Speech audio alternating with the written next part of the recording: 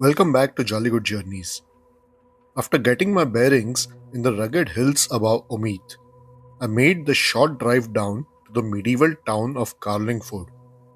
Today, I am diving deep into the heavy stone ruins that define this coastal settlement. Let's get out there and explore.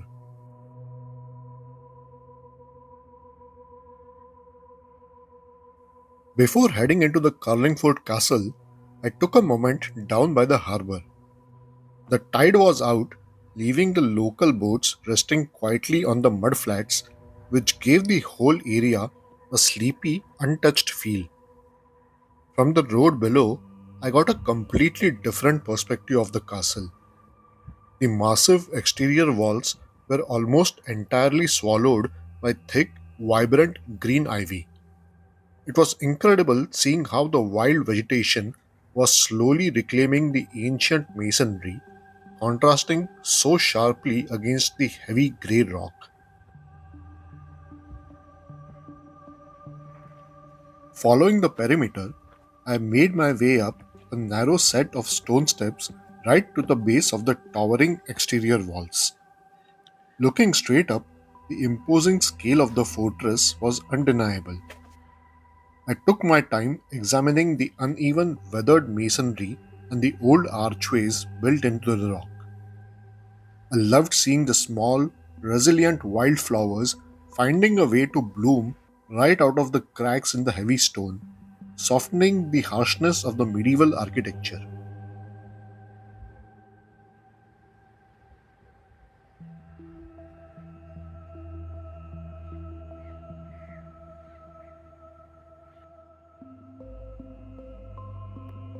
From an elevated vantage point along the perimeter, I got another sweeping view of the Lough.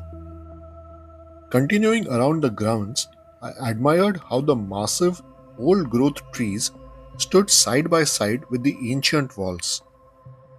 I decided to skip the history lesson on exact dates and medieval politics.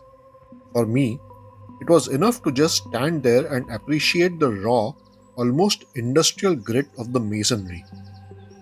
You don't need a guidebook to feel how the structure was built strictly for survival, and taking in that rough texture firsthand was exactly what I came for.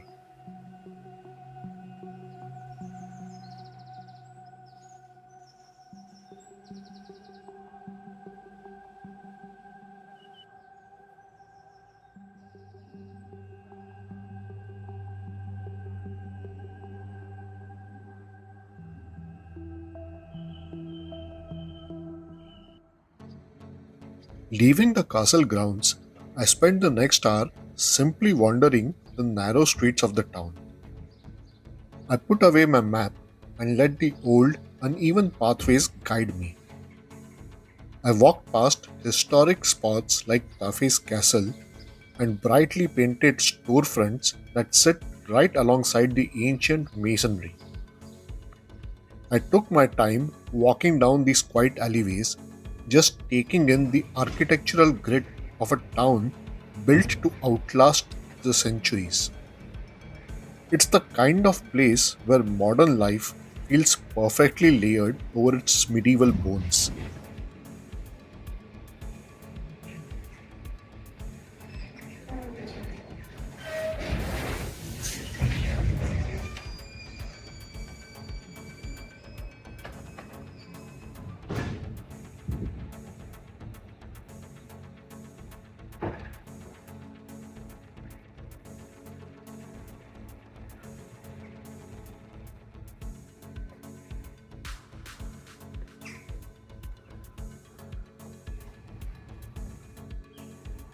I eventually stumbled upon a fortified townhouse known as the Mint. The intricate, weathered carvings around the windows immediately caught my eye. Even in this smaller space, the heavy, defensive grit of the local limestone was completely unmistakable.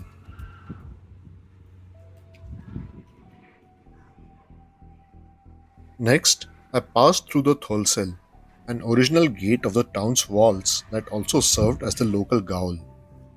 Walking under that low, arched passageway, I felt entirely enclosed by the dark, damp stone. Peering through the heavy iron bars into the moss covered holding cells tucked right into the stonework was a stark reminder of the town's rugged past. I lingered for a while to appreciate the heavy, imposing architecture that once protected and imprisoned the people of this settlement.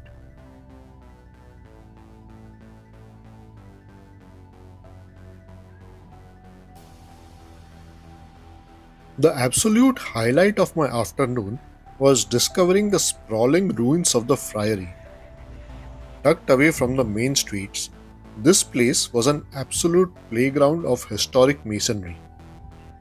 Passing through the outer gate and stepping onto the gravel path of the roofless nave felt like walking into a forgotten, completely isolated world. The sheer height of the remaining walls and the towering central archways was staggering.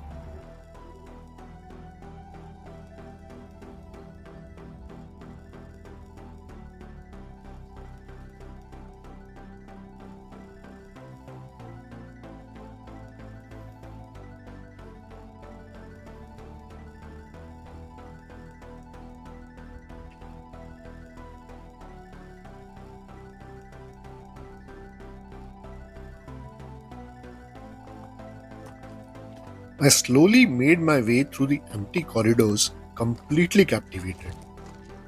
Without a ceiling to enclose the space, the harsh stone perfectly framed the overcast Irish sky. I took my time examining the heavy window frames, seeing exactly how the stone had fractured, eroded, and settled into the earth over the centuries.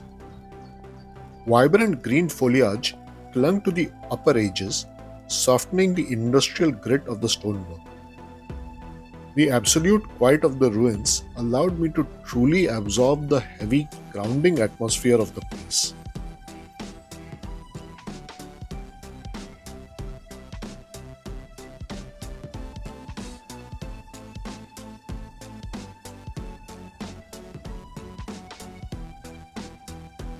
To end the day, I found myself drawn right back to the imposing walls of the castle where I started.